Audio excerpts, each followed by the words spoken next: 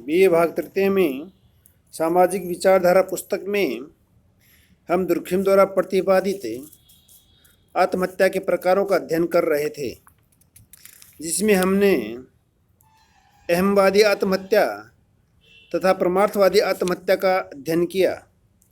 आज हम दुर्खिम के आत्महत्या का तीसरा प्रकार अस्वाभाविक आत्महत्या का अध्ययन करेंगे।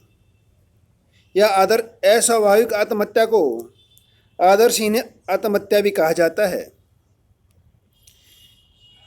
यह आत्महत्या वह है जो कि व्यक्ति के जीवन में आकस्मिक परिवर्तनों के फलस्वरूप अस्वाभाविक परिस्थितियों के उत्पन्न हो जाने के कारण घटित होती है।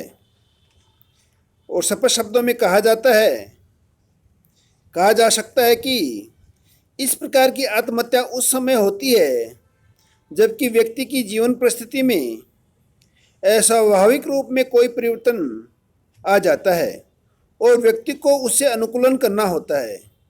यदि व्यक्ति यह अनुकूलन करने में असफल हो जाता है तो जिस मानसिक तनाव अथवा अशांति का वह अनुभव करता है उससे अपने को विमुक्त करने हेतु वह आत्महत्या कर लेता है। जैसे कि एकाएक दिवालिया हो जाने पर अथवा भारी लॉटरी आ जाने पर,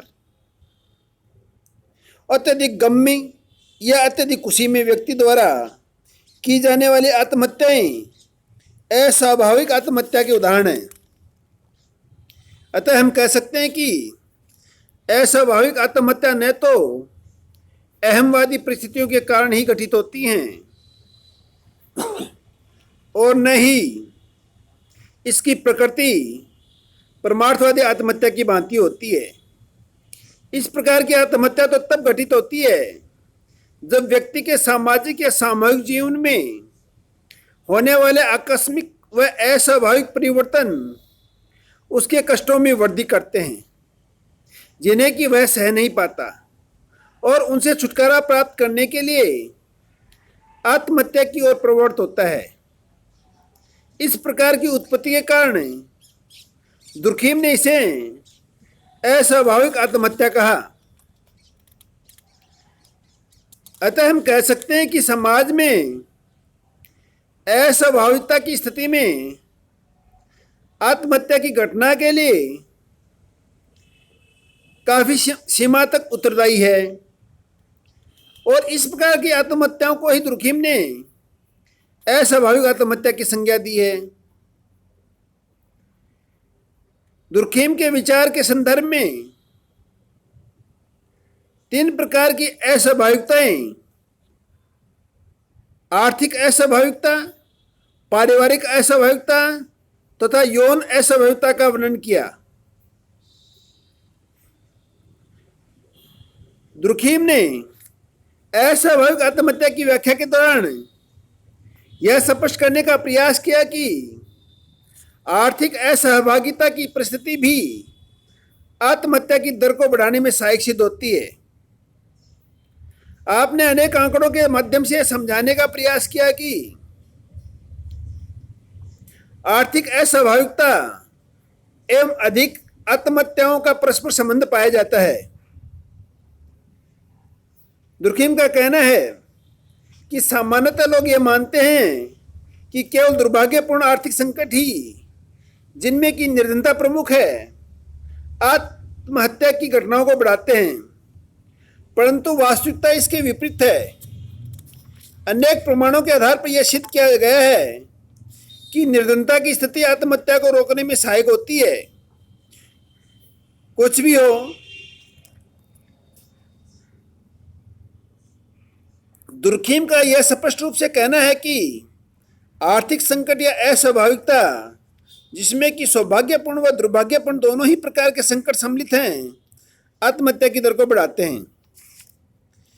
उनके अनुसार दुर्भाग्यपूर्ण आर्थिक संकट या आर्थिक विपदा की स्थिति लोगों को एकाएक उनको पुरानी आर्थिक स्थिति की तुलना में बहुत नीचे लाकर खड़ा कर देती है। ऐसी स्थिति में लोगों को अपनी आवश्यकताओं व इच्छाओं को एकाएक कम कर देना या संयम करना आवश्यक हो जाता है। यदि इसके विपरीत हुआ तो आत्महत्या स्वाभाविक है। दूसरा,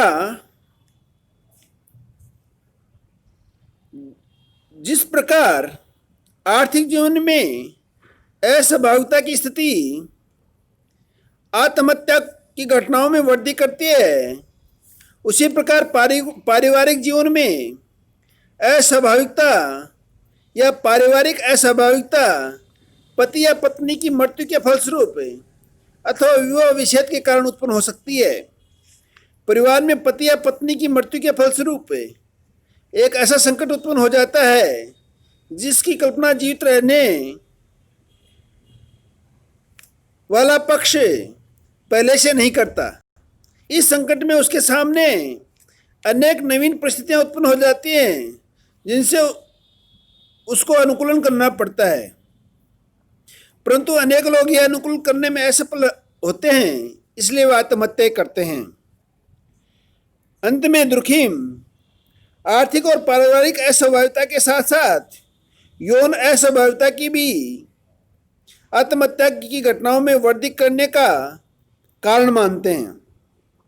यौन अस्वाभाविकता की स्थिति में व्यक्ति के वैवाहिक जीवन में यौन संबंधों का नियमन व नियंत्रण समाप्त हो जाता है, जो कि आत्महत्या को प्रेरित करता है।